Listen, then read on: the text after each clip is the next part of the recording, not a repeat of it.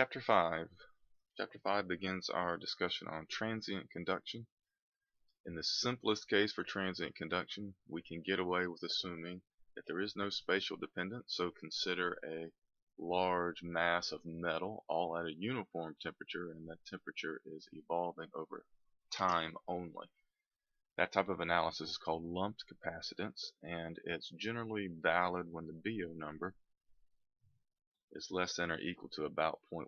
We'll define the BO number again. The other type of analysis, which is a little bit more complicated, is when we have to include spatial effects. So if the spatial variation is actually significant, then we'll need to include that in our analysis, and so we might have temperature as a function of x in time, or equivalently maybe as a function of r in time. So we're going to consider cases of a plane wall. So here's x in time, radial systems, maybe a cylinder or a sphere, and then we're going to also take those solutions and figure out how to adjust them just a little bit to consider a semi-infinite solid, and then we'll vary the boundary conditions a little bit. So we'll consider more than just convection. We'll consider isothermal boundary conditions, or maybe a constant flux on the wall. For the case where we include spatial effects, the simplifying approximation that is often permissible is a one-term approximation, and we'll talk about that later. The check for that is that the Fourier number needs to be larger than 0.2. The Fourier number is actually the scaled time. And so as we work problems in this chapter, the first thing we're going to want to do is check the validity of lumped capacitance. That's the simplest analysis. If that's valid, then we'll do a lumped capacitance analysis. If it's not valid, we'll move on to this analysis, and then we'll immediately check whether or not we can use a one-term approximation with a Fourier number to do those. If you have a small Fourier number, then we'll actually have to include multiple terms in the approximation. We'll talk a little bit about how to do that as well. Okay, so let's focus now on the lumped capacitance analysis only for the remainder of this lecture.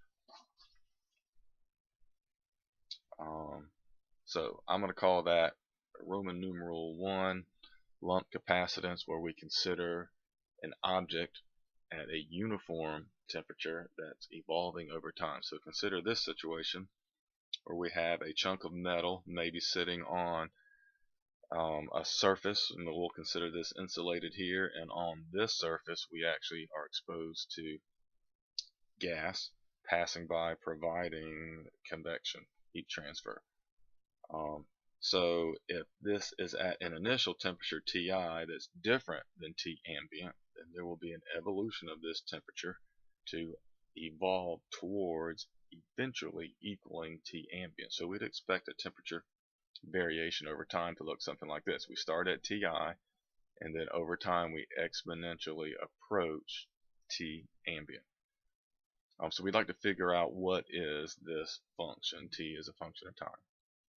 Okay, so to analyze this, what we're going to do is go back to a chapter 1 energy balance. We're going to consider a transient problem, and where E dot storage is now balancing the convection that's leaving. Now if you use Newton's law of cooling, convection is positive if it's leaving the surface, so that's why we have a negative sign in front. Convection, positive convection leaving the surface, would cause there to be a decrease in the energy stored in the material. So E dot storage, if you'll remember from chapter 1, that's the mass times the specific heat times the time rate of change of temperature. So then that's going to equal minus the convection. It's Newton's law of cooling is just H times A sub S. So this is going to be the exposed surface area, and then times the temperature difference. So this is a first order ordinary differential equation. We'll need one initial condition, so we need to know at time t equal to 0 the temperature, and we'll call that Ti for initial temperature. So this is the ordinary differential equation that we're going to need to solve. H, A, M, C sub P, these are constants. T here and T right there, those two are the temperature, same temperature as it's varying with time. All other terms are constants. So to solve this, we're going to homogenize this. This is non-homogeneous because of this T ambient that shows up right there. So we're just going to define T minus T ambient as theta. And so if we do that and substitute, the right hand side becomes HA theta. The left hand side becomes MC sub P. Instead of T here, it's d theta dt. So a quick note on that, if from our definition up above that theta is equal to T minus T ambient, take a derivative of both sides. D theta dt is now the derivative of T minus T ambient. Distribute this operator. Derivative of T ambient is 0, so we're left with just dt d time. And so it is fair with our definition of theta to actually replace dt d time with d theta d time. So now I have a new governing differential equation in terms of theta as my unknown. My initial condition is now theta I, so that's just Ti minus T ambient. Okay, so it's fairly easy to solve this ordinary differential equation. We're just going to separate. So move all theta expressions to one side, move the time expression to the other side. So dt has been moved over here. The theta up above has been moved over here. Right, and once separated, now we can integrate. So I'm going to integrate from at time t equal to 0, theta is equal to theta I, to at a later general expression for time theta as a function of time. So integrating the left hand side, we get the natural log of theta over theta I. Integrating the right hand side, all of this is a constant, so if I integrate time, I just get t. Integrate dt, I just end up with time. Evaluate that from 0 to t, gives you just time. Okay, so what I really need is to solve for an expression for theta, so I'm now going to take an exponential of both sides. Theta over theta I is equal to e to the minus all of these constants times time. So it's an exponential decay. And then if you recall our definition of theta, theta is T minus T ambient. Theta I is Ti minus T ambient. So here's a final expression that tells us how T varies with time. Okay, so let's take a look at this graphically.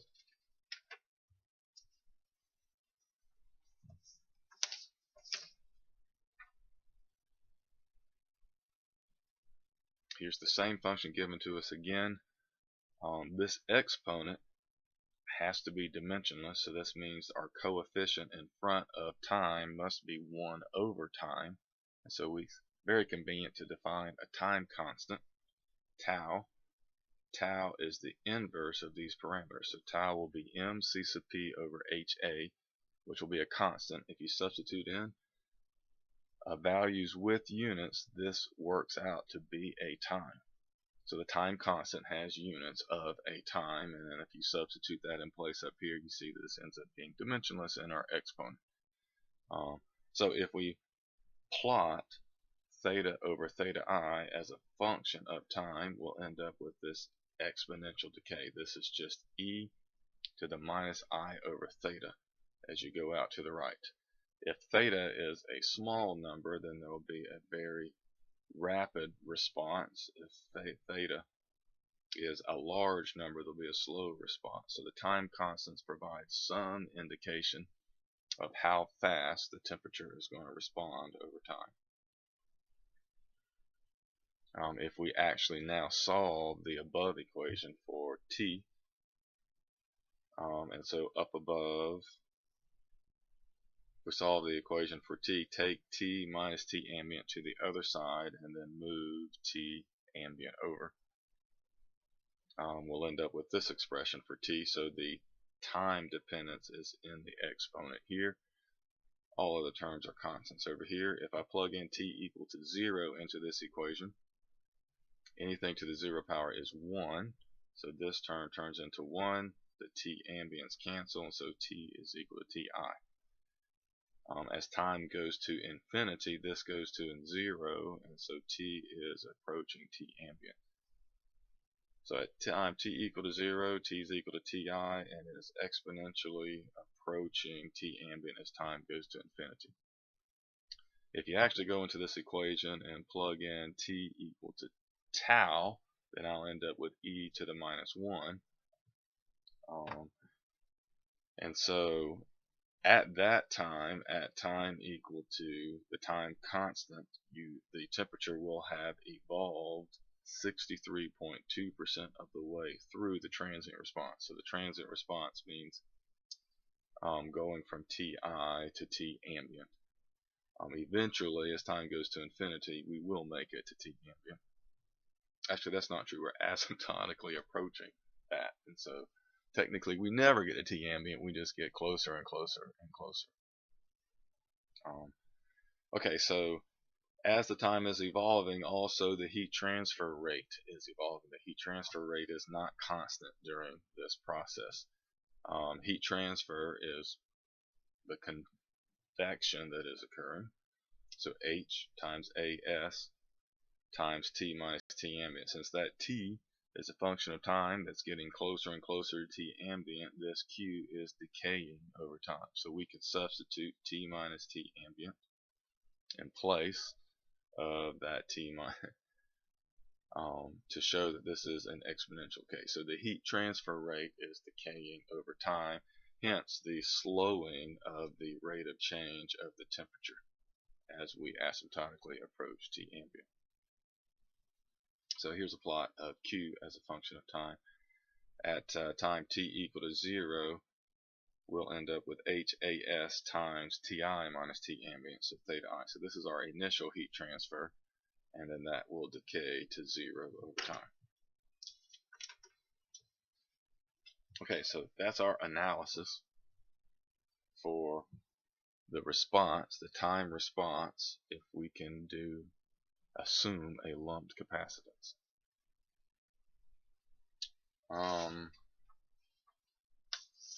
What I'd like to do now is go back through this again in a quicker form, just going through the math from the very beginning, because I don't like to remember this solution or even this solution up here, although you may want to remember those solutions. Instead of remembering that, I like to do quick little manipulations to get to this, and then I'm a little bit more confident with my answers when I've done these analyses. And so to get to this very, very quickly, all you have to do is remember I'm taking a lumped capacitance, or a lump of material at a temperature Ti that's going to evolve over time. Out here I have convection, right? And so this convection is going to balance the time rate of change of the stored energy here. So a quick energy balance gives me that. That to me is easy to remember, and then all I have to do now is remember that that's going to be a theta. So I have MC d theta d time is equal to minus HA times theta.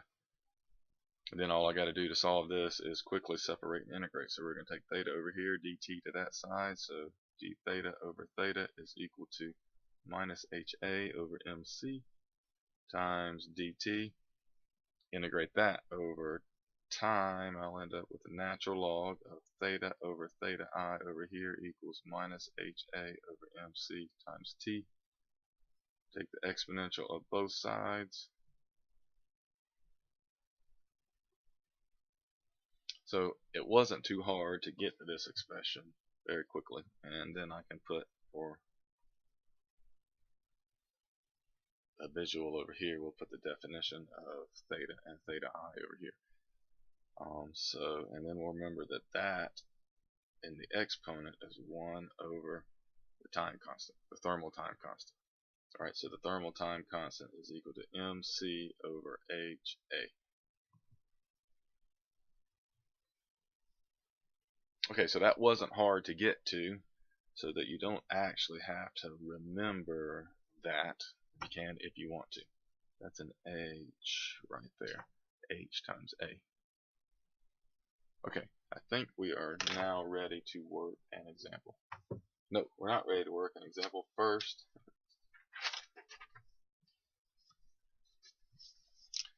First, we also need to be able to check when a lump capacitance analysis is valid. So to do that, we're going to use the BO number. Okay, so here's a derivation of the BO number, or an explanation of the BO number.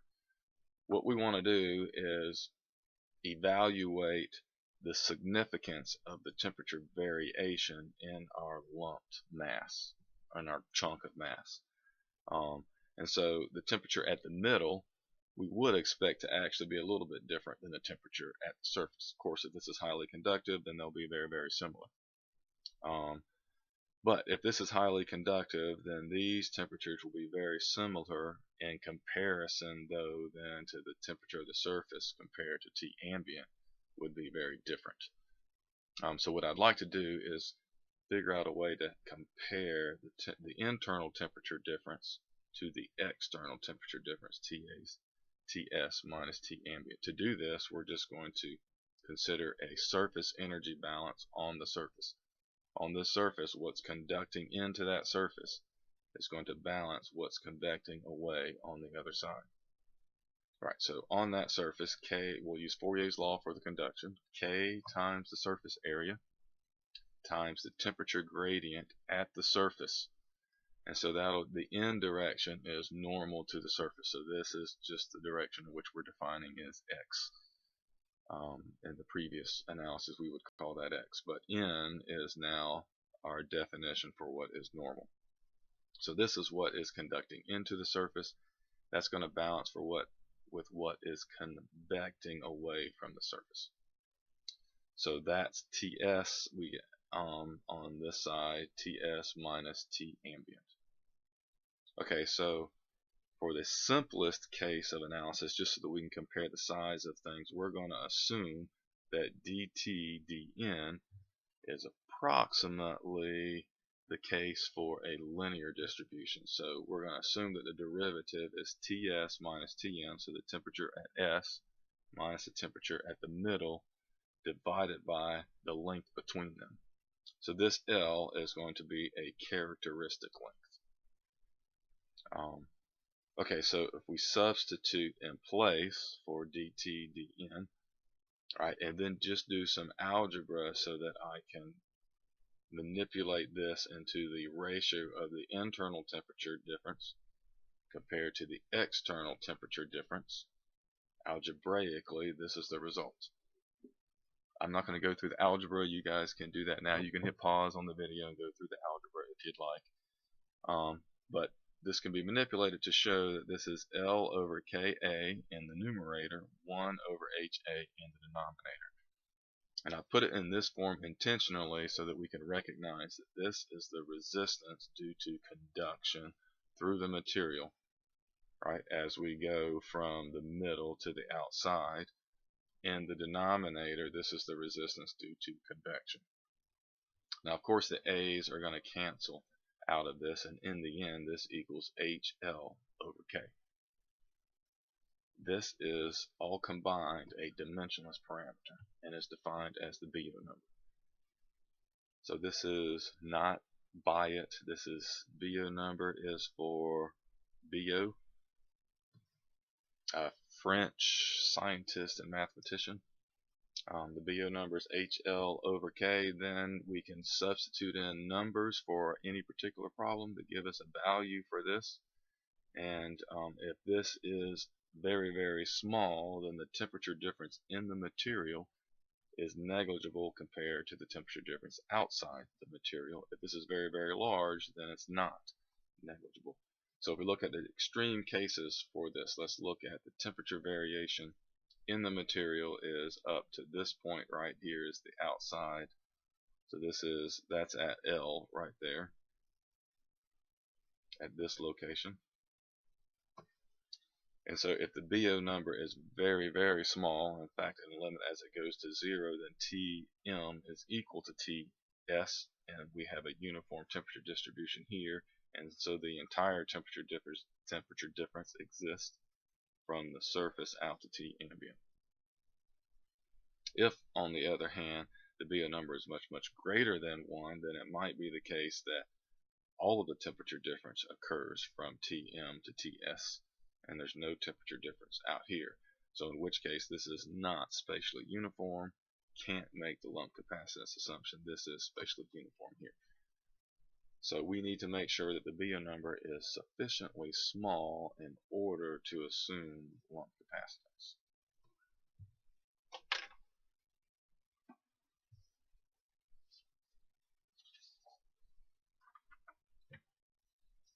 There is a nice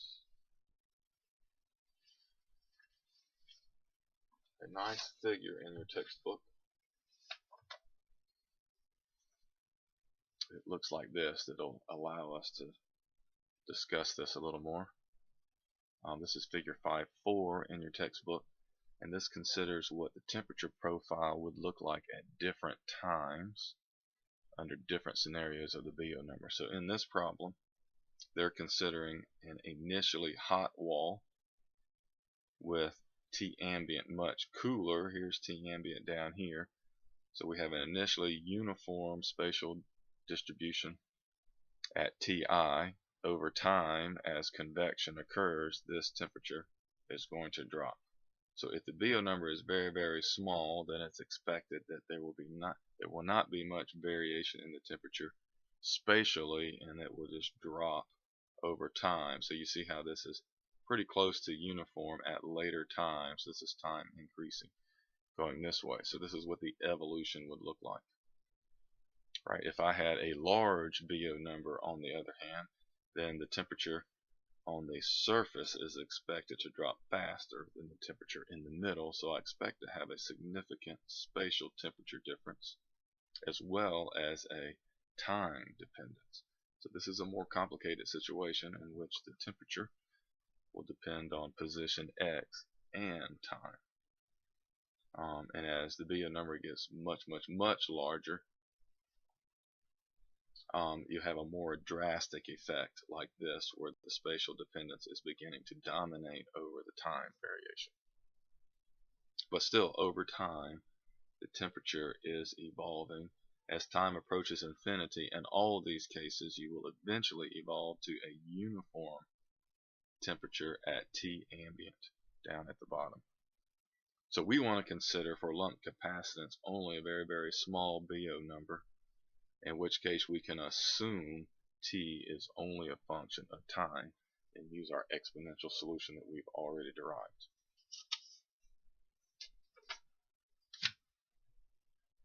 Okay, so we need kind of some general procedures then to check this Biot number.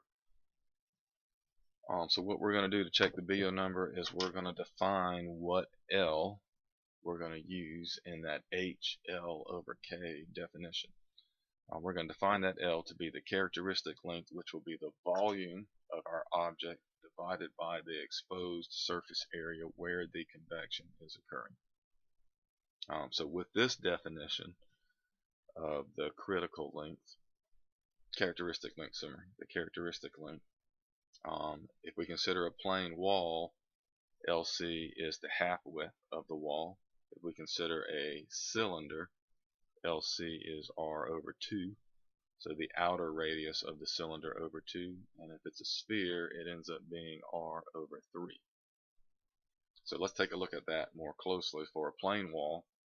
Let's assume we have a plane wall with convection on both sides of the wall. L I'm defining as the half width across that wall. Alright, so the volume of this wall is going to be 2L times the cross-sectional area through the wall, 2LA. The exposed area, since there's two sides of this, the exposed area is A times 2. Right, so do the algebra cancel the 2 times A, you end up with L as the half width or the half thickness of this wall is the appropriate L when you're computing the Biot number, the critical Biot number. If, on the other hand, we had a situation where the wall were insulated on one side and convection on the other side, and now I'm going to call L the entire width across. If this is the case, then the volume is L times A, and A is what we're exposed is the exposed surface area, so LA over A ends up being L, and in this case, though, L is the total thickness. So if you have convection on both sides, the appropriate characteristic length is the half width. If you are insulated on one side, the appropriate characteristic length is the entire thickness. If we have, for example, a long cylinder, R naught is the outer radius, and then we'll use L for the length of the cylinder. Well, then LC is equal to, the volume in this case is pi R naught squared times L. The surface area is 2 pi R outer for a perimeter times L. Cancel the L's, one of the R's, and the pi, so we end up with R over 2 as LC. Repeat the same thing for a sphere, and you'll end up with R over 3. Okay, so we're going to use that for our BO number to check for lumped capacitance. So I'm going to call that BO number sub C for our characteristic BO number. So I'll put that little sub C there because we're putting L sub C into our definition for the BO number, HL over K. So as long as that is less than or approximately equal to 0.1, we can assume lump capacitance, and we're always going to do this check when we're performing an analysis. We're not just going to randomly assume that we can do lump capacitance. Always perform this check. Okay, so using this LC that's going to be our technique for evaluating this. Alternatively, we're not going to use this technique in this class, but another more conservative version for L sub C is to define it as the characteristic length, or the length scale over which you would expect the maximum temperature difference to occur inside the object. So for a plain wall, if I had convection on both sides, I would expect the maximum temperature difference to occur between the middle and the outer surface, and so L is that distance. So there's no difference actually in the definition previously. For a cylinder and a sphere, however, that changes. So let's consider a cylinder or a sphere. Then the maximum temperature will be at the middle, lowest temperature on the outside edge, and so the distance between those is actually R. So the characteristic length would be R, not R over 2 or R over 3. So this would generally raise the BO number for which you're using to check whether or not the BO number is small enough. And so because of that, this is a conservative approach to use R rather than R naught over 2 or R naught over 3. However, you also must consider that the temperature variation is actually not linear, and so maybe this is not the best one to use.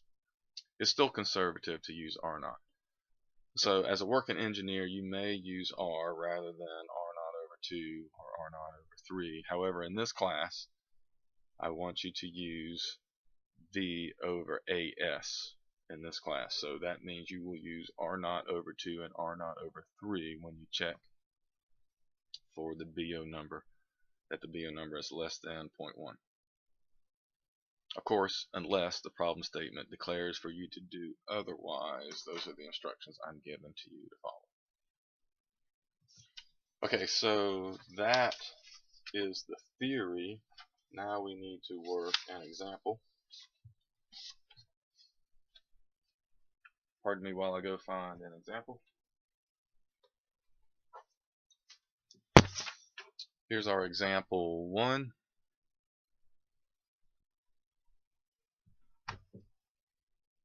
So we have an aluminum plate. It's 10 centimeters thick. It's placed flat on a floor of a furnace. The combustion gases above the plate are at 800 degrees C. They maintain a convection coefficient of 100 watts per meter squared K on the top surface of the plate. The bottom of the plate is in contact with the floor, and that may be considered insulated. What is the surface temperature of the plate after 15 minutes and again after 30 minutes if initially the plate is at 30 degrees C?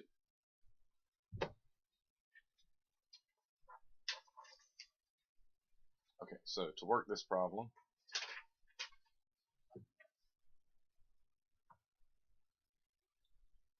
let's first draw the situation and get all of the information out onto our drawing.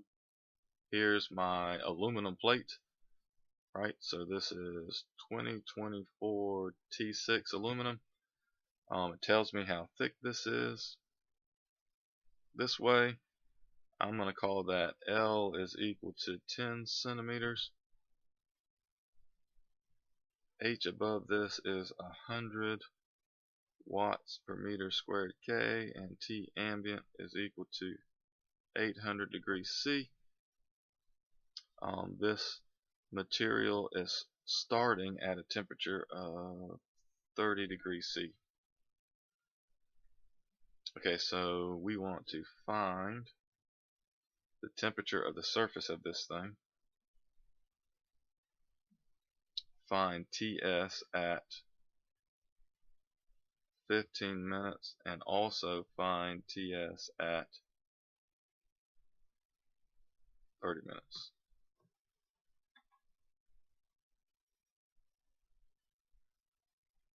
So the first question that we're going to consider is whether or not we can do a lumped capacitance. If we can do a lumped capacitance, then we're going to assume this is at the same temperature throughout and it's going to be evolving over time. So we need to check the BO number for this. What would be our appropriate LC? LC, since we're insulated on one side, convection on the top side, it will be the entire thickness of this. So LC is equal to L is our 10 centimeters, or 12.1 meters is LC.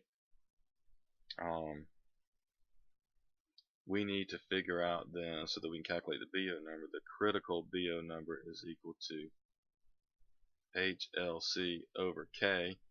We need to know what is this K next.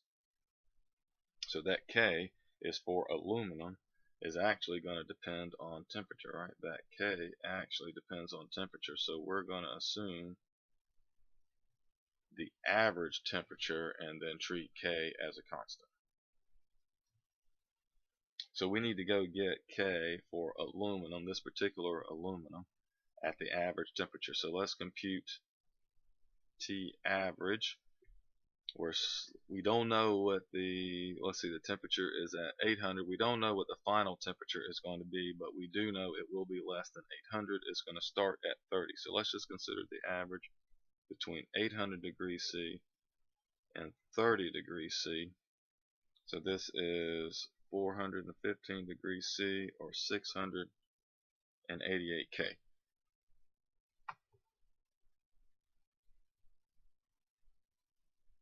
Okay, so if we go to the tables in the back of your book, for this material, I'll let you go to the tables and verify. K is approximately 186. You will have to interpolate meters per K. C sub P is 1042 kilojoules per kilogram K. And the density of this material is actually not going to be temperature dependent. Just pull out the density at 300K is okay to use. So these two numbers, those two are at 688K. This one is okay to use the number at 300. You don't have data, and it's not, the thermal expansion is not significant in this problem. Okay, so now with this K, we can go calculate a critical BO number. Critical BO number then is going to be equal to H, right? 100 watts per meter squared K times L, 0.1 meters, divided by K is 186 watts per meter K. So notice that the units, this cancels one of the meters here, and then what's left cancels there. The watts and K's cancel. This comes out to be a dimensionless number, 0.05376. And so please do communicate. This is less than 0.1, right? Because of that, we will assume lump capacitance.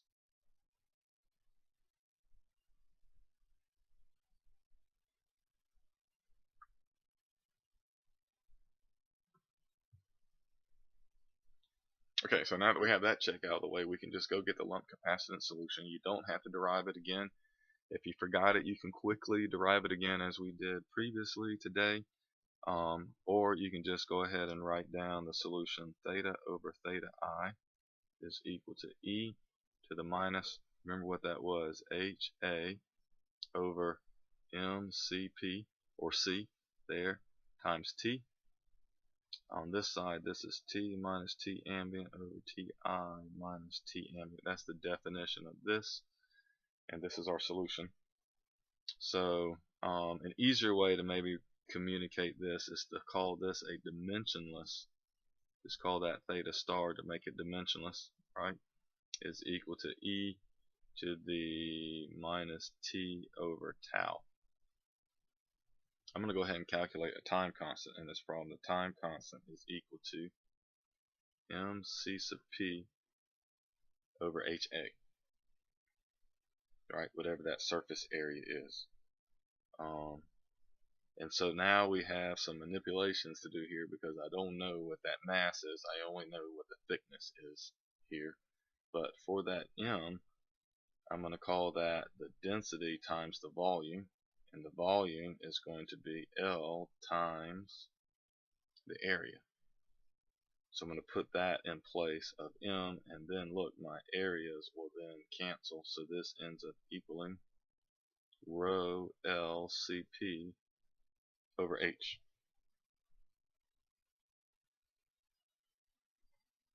If you substitute in numbers for this, you will get 2,886.34 seconds. So that's our time constant. So that's how long it takes to get through 63.2% of the transient response. Okay, so our final temperature then, our temperature as a function of time, is going to be equal to, solve this expression for the time, so take this to the other side over here. So it's going to be equal to Ti minus T ambient times e to the minus T over that tau plus T ambient. So we can just plug in 15 minutes there. T at 15 minutes. Be careful with the units between minutes and seconds, so to make sure that those cancel correctly. 15 minutes times 60 is equal to 900 seconds. If you substitute into that expression, you'll get 236.3 degrees C. Do this again at 30 minutes.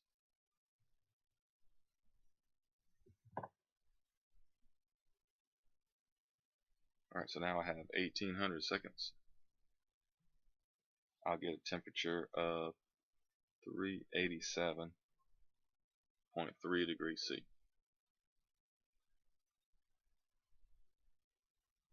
So there's our final answer.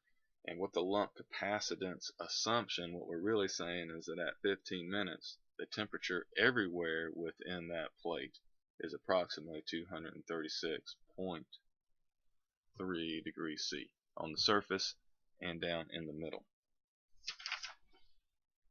Okay, so I wasn't too worried about going too fast, because I'm thinking that you can pause anytime you want during the derivation of the equations that we've done before, and then during this working of this example also. I have another example to work as well, but this lecture is getting a little bit long. I think I'm going to put that in the next lecture. So this concludes our first online lecture through the document camera.